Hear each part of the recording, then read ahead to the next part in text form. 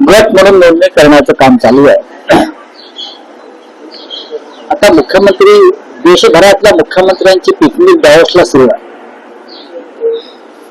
मी महाराष्ट्राच्या म्हणत नाही, देशभरातल्या मुख्यमंत्र्यांची पिकनिक स्वित्झर्लंडला सुरू आहे बर्फात. ती संपली काय मुख्यमंत्री मेळच्या इलेक्शनमध्ये लक्ष घालतील. स्वित्झर्लंड मधला, डावोस मधला जी औद्योगिक कॉन्फरन्स आहे ती अत्यंत हास्यास्पद ठरते, विशेषतः भारताच्या दृष्टीने. अनेक राज्यांचे मुख्यमंत्री तिकडे जातात आणि तिकडे भेटीगाठी होतात, देशात नाही भेटत एकमेकांना. स्वित्झर्लंडच्या निसर्गरम्य बर्फाळ प्रदेशात हिंदुस्थानचे अनेक मुख्यमंत्री एकमेकांना भेटतात आणि तिथे चर्चा होते. आणि भारतातलेच उद्योग दावोसला जाऊन मुख्यमंत्र्यांशी करार करतात जनतेच्या कराच्या पैशावर. जायला हरकत नाही, पण जो फौजफाटा राज्यातून जातो स्वित्झर्लंडला, पंतप्रधानांनी त्याच्यावर लक्ष ठेवणं गरजेचं आहे की खरंच मध्य प्रदेशमध्ये गुंतवणूक येते का, आंध्रमध्ये गुंतवणूक येते का. इतक्या दावोसला फेऱ्या मारून वर्षानुवर्ष महाराष्ट्रामध्ये किती कोटीचे करार झाले? 14 लाख कोटीचे करार. काल एका 1 लाख कोटीचे एका दिवसात 14 लाख रोजगार मिळणार, 14 लाख. आणि मुंबईत 9 लाख रोजगार मिळणार. म्हणजे हे आकडे जे आहेत हे सुखावणारे आकडे आहेत राज्याच्या दृष्टीनं. तर जेव्हा जेव्हा मुख्यमंत्री आपले दावोसला गेले, मग फडणवीस असेल किंवा अन्य कोणी असतील, तेव्हा हेच आकडे येतात. 14-15 लाख रोजगार मिळणार, 15-16 लाख कोटीचं गुंतवणूक येणार. करार कोणाबरोबर झाले? GSW, याचं मुख्यालय मुंबईच्या BKC मध्ये, लोढा ज्यांचं संपूर्ण हेडक्वार्टर मुंबईमध्ये आहे, पंचशील. मला कोणी म्हटलं सत्यजित तांबे यांची कंपनी आहे संगमनेरला, त्या कंपनीचा करार सुद्धा दावोसला झाला, असं नाही वाचलं. हे फार गमतीशीर आहे. मग महाराष्ट्रात करार करा ना, महाराष्ट्रात करार करा. तुम्ही या देशातल्याच कंपन्यांशी करार दावोसला जाऊन करणार असाल आणि त्याचे फोटो झळकळत असणार सर्वत्र, जगामध्ये हसं होतं. असं अनेक तज्ञांचं म्हणणं आहे, मी वाचलं म्हणाशी, की भारताचं जगामध्ये हसं होतं अशा प्रकारे. आकडे कशाला बघून सांगताय? 1000 कोटीची गुंतवणूक खरोखर आली असेल तर 1000 कोटीच सांगा. आतापर्यंत तुम्ही गेल्या 5 वर्षामध्ये दावोसला किती वेळा गेला? प्रत्येक वर्षाला जाता.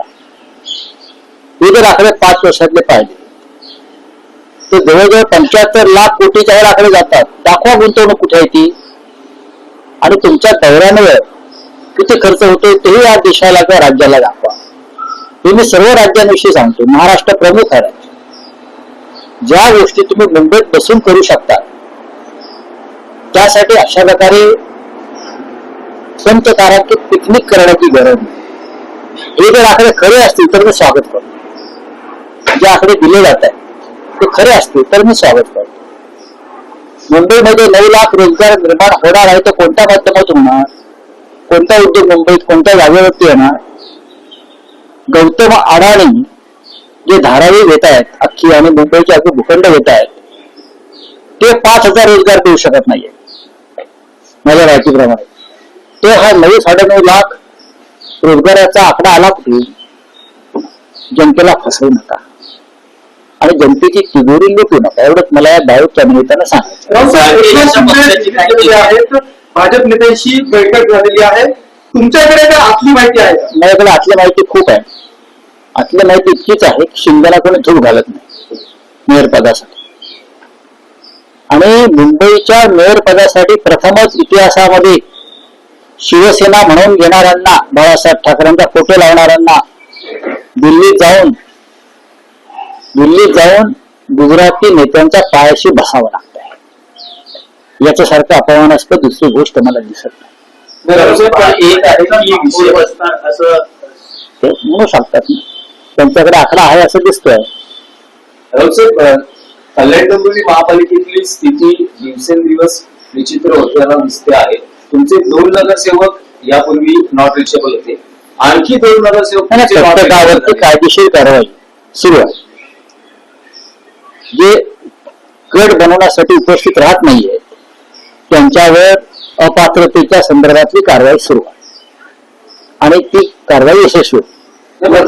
मग ते कुठेही गेलेले असू द्या, जर ते मशालीवर निवडून आलेले आहेत आणि पक्षाची आचारसंहिता पाळत नसतील, निवडणूक आयोगाचे नियम पाळत नसतील, तर त्यांच्यावर कारवाई केली जाईल. पण राऊतसाहेब, मनसेचा असा दावा आहे की ते आमचे पदाधिकारी आहेत, निवडून आले आहेत मशाल चिन्ह, मग आले ना. आणि जी माहिती मिळते की ते मनसेकडे आहे. बघा, कोणी कुठे कोणाचे असले तरीही ते मशालीवर निवडून आले. आता शिंदेकडे गेलेले सगळेच लोक आमचे आहेत ना, मूळचे. आता ते त्यांच्या चिन्हावर निवडून आले ना असलेल्या. भाजपमध्ये अर्धे काँग्रेसचे लोक आहेत किंवा राष्ट्रवादीचे लोक आहेत. आता ते त्यांच्या चिन्हावर निवडून आले म्हणून शरद पवार त्यांना परत आपल्याकडे बोलवणार आहेत का? असं होत नाही. काही गोष्टी त्या नैतिकतेला आणि नीतिमत्तेला आणि कायद्याला धरूनच करायच्या असतात. ते डिस्क्वालिफाय होते. बाळासाहेबांच्या जन्मशताब्दी वर्ष असल्यामुळे सुरुवातीचे 1 वर्ष का होईना आम्हाला महापौर पद द्या अशा प्रकारची मागणी शिंदे सेनेचे नेते हे भाजप सोबत करू द्या ना त्यांना हक्क काय करण्याचा. अमित शहाचा पक्ष आहे, अमित शहाच्या पक्षाने मागणी केली तर ती मागणी पुरवली जाते काय पाहावं लागेल ना. पण त्यांना सारखं हात पसरावे लागतात, झोळी पसरावी लागते. हे महाराष्ट्र बघतोय.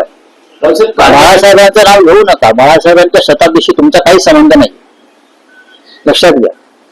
तुम्ही भाजपचं शेण खाल्लेलं आहे गद्दारी करून, तर त्या तोंडाने तुम्ही बाळासाहेबांचं नाव घेऊ नका, एवढंच मी सांग. महाराष्ट्रातल्या भाजपच्या काही नेत्यांनी जेव्हा काल ते दिल्लीत गेले होते त्यांनी दिल्लीतल्या भाजपच्या नेत्यांनी तक्रार केली की शिंदे यांनी जास्त जागा लढवल्या त्यामुळे आपल्या जागा देखील आल्या नाही, त्यामुळे तक्रार केल्याचं समजतंय भाजपच्या महाराष्ट्र नेत्यांनी दिल्लीच्या वर्ष. आणि त्याच्यावर मी कसं काय मत करते बघा, त्यांच्या पक्षाचा अंतर्गत प्रश्न आहे. राऊतसाहेब, काल राज ठाकरेंची तुम्ही भेट घेतली. परवा बाळासाहेबांचं जन्मशताब्दी वर्ष आहे, त्यांना त्या कार्यक्रमाला तुम्ही आमंत्रित केलं आहे. राज ठाकरे येणार आहेत का आणि कार्यक्रमाचं काही स्वरूप ठरलं? सन्माननीय राज ठाकरे यांच्यासह त्यांच्या पक्षाच्या सर्व प्रमुख पदाधिकाऱ्यांना कार्यकर्त्यांना आम्ही आमंत्रित केलेलं आहे आणि ते नक्की येते. त्यांची थोडी प्रकृती बरी नाही गेल्या काही दिवसापासून, सुधारते मी काल पाहिलं. आणि शिवसेना प्रमुख म्हणजे बाळासाहेब ठाकरेंच्या जन्मशताब्दीच्या कार्यक्रमात माननीय उद्धव ठाकरे आणि माननीय राज ठाकरे उपस्थित राहतील. सुप्रीम कोर्टाच्या सुनावणीकडे देशाचं लक्ष लागून आहे. या सुनावणीनंतर असं वाटतं की महाराष्ट्रामध्ये गणित बदलतील? नाही, गणित नाही बदलणार, पण चित्र बदलेल. पालघरमध्ये कम्युनिस्ट पक्षाने मोठा मोर्चा काढला. वाढवण बंदराविरोधात अनेक जे स्थानिक भूमिपुत्र आहेत ते आक्रमक झाले. काल मोठा मोर्चा निघाला, जिल्हाधिकारी कार्यालयात हा मोर्चा निघाला होता. काय सांगाल या संदर्भात? हा अत्यंत महत्वाचा विषय आहे. हा भूमिपुत्रांच्या हक्काचा विषय, त्यांच्या जमिनी, जमीन, जंगल, पाणी, समुद्र हे वाचवण्यासाठी ही लढाई त्यांची सुरू आहे. पालघरमध्ये गुजराती बोर्ड लावायला लागले का? आदिवासींना काय मराठी वाचता येत नाही? जे आदिवासी काल रस्त्यावर उतरले होते त्यांनी काय मराठीशी शत्रुत्व घेतलं? त्यांची भाषा मराठी आहे. ही लढाई त्या आक्रमणाविरुद्ध सांस्कृतिक आणि ज्या पद्धतीने तिकडे गुजरातचे ठेकेदार घुसतात आणि जमिनी लुबाडतायत आणि या वाढवण बंदराच्या निमित्तानं निसर्ग आणि निसर्ग संपत्तीची विल्हेवाट लावली जाते, त्याचा फटका हा शेवटी तिकडल्या आदिवासी बांधवांना, भूमिपुत्रांना बसणार आहे. आणि म्हणून त्यांची लढाई होती. आम्ही त्यांच्या बरोबर आहोत. हा पहिला टप्पा आहे. काल लाल वादळ होतं. त्या लाल वादळात जर भगवं वादळ मिसळलं तर महाराष्ट्राच्या सरकारला फार मोठं आव्हान उभं राहील.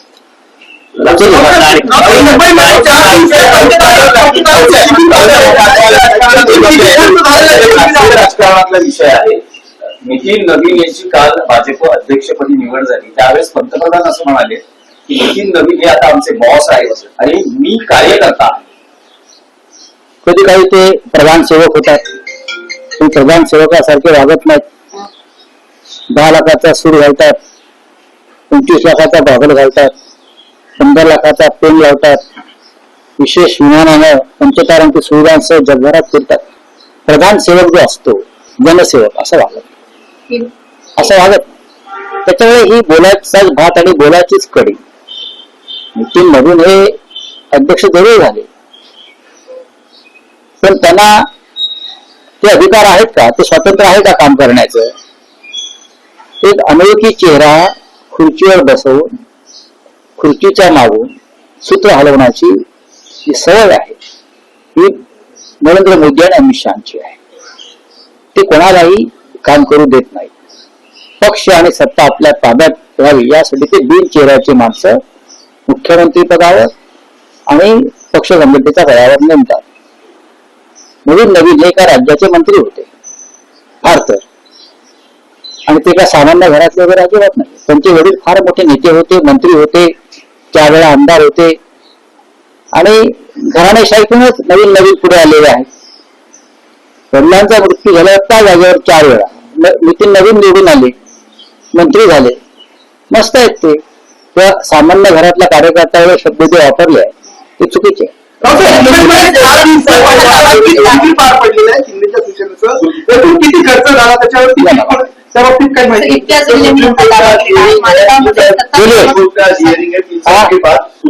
सुप्रीम कोर्ट का हियरिंग है 3 साल के बाद, आपको क्या लगता है कि आपको ये जो फैसला है ये संवैधानिक आधार पर फैसला होना था. 10 शेड्यूल जो है संविधान में, जो पक्षांतर होता है, पार्टी बदली जाती है, एक चिन्ह पर आते हैं, एक पार्टी में आते हैं, दूसरे पार्टी में जाते हैं. ये 10 शेड्यूल में उसके बारे में स्पष्ट सूचना लिखी है.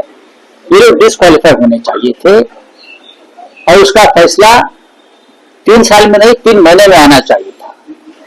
लेकिन लगता है सुप्रीम कोर्ट पर पॉलिटिकल दबाव है. कल था, आज है और कल भी रहेगा, इसलिए तारीख पे तारीख चल रही है. अभी मैंने सुना है आज से अंतिम आर्गुमेंट शुरू होगा और फैसला जल्दी आ जाएगा. हम इंतजार करेंगे.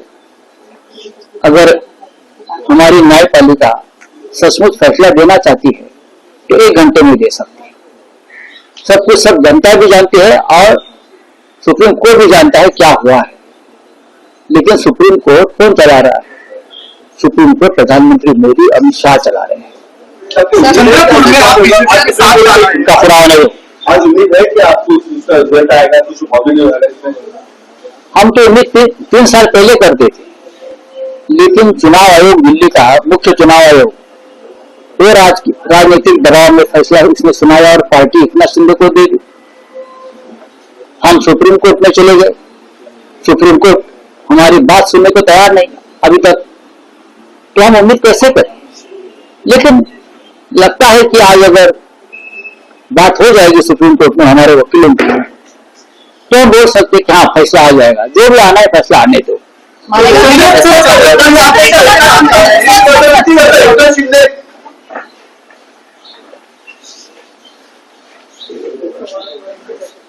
माझ्याकडे माहिती आहे की शिवसेना काढून